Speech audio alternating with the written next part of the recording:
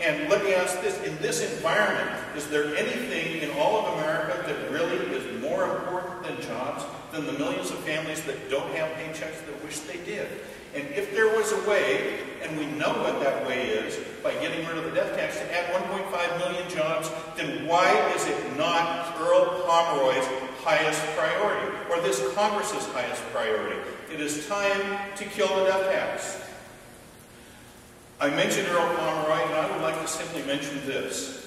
In the House of Representatives, he is the most consistently vocal defender of the death tax. I have been through 7 congressional death tax battles, and every time this gets down to the floor of the House, one of the predictable speakers rolling up his sleeves and speaking with passion about keeping the death tax in place is always Earl Pomeroy.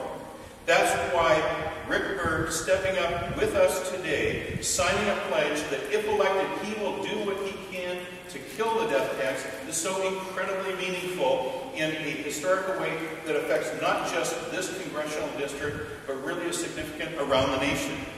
The death tax is what happens when government loses sight of what is best for its families, its economy, its jobs, even its tax revenue, and simply becomes focused on feeding itself from that which we all produce and the property that we gather, and that is simply and entirely wrong and unfair.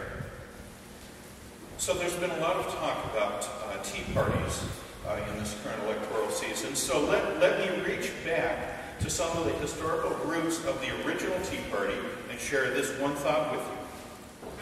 No taxation without respiration. Rick Berg, you are with us today. At this moment in time, we have 481 Senate and congressional candidates who have signed the death tax repeal pledge. Are you willing to step up with us, link arms with us, and become the 482nd congressional candidate to sign the pledge to kill the death tax? Absolutely. Proud to have you on board. Let's do it.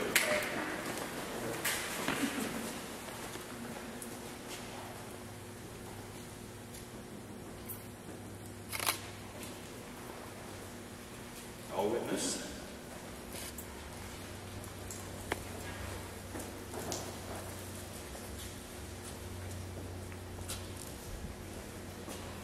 Thank you so much. I'll bet you have some words of wisdom to share with us. Mark, thank you. There couldn't be an issue that my opponent and I disagree on more than this estate tax. I'm a 4th generation North Dakota. My great-grandfather homesteaded in North Dakota. North Dakota is made up of small business and family farms. And you cannot support family farms and small business and support the death tax. It doesn't work that way.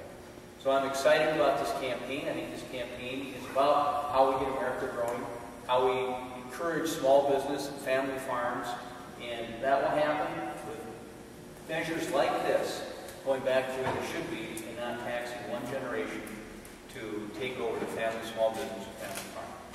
So that, I'd like to thank everyone for coming, and if there are any questions, we'll certainly answer those. Sure. Didn't Pomeroy lead the fight last year for death tax repeal? Yeah. No. Go ahead. The only fight that took place last year on the death tax in the floor of the House of Representatives was sponsored by Nancy Pelosi, and it was to install a permanent 45% death tax with an exemption of $3.5 million. And Earl Pomeroy not only voted in favor of that, but worked hard to get that passed. And instead of having a permanent 45% death tax because of battles that took place in the Senate on the other side of Congress, the death tax actually on January 1st, instead of going to 45%, which was the Pomeroy-Pelosi plan, it went to 0. And we welcome it being at 0, and of course this is where the death tax should stay. It should stay there.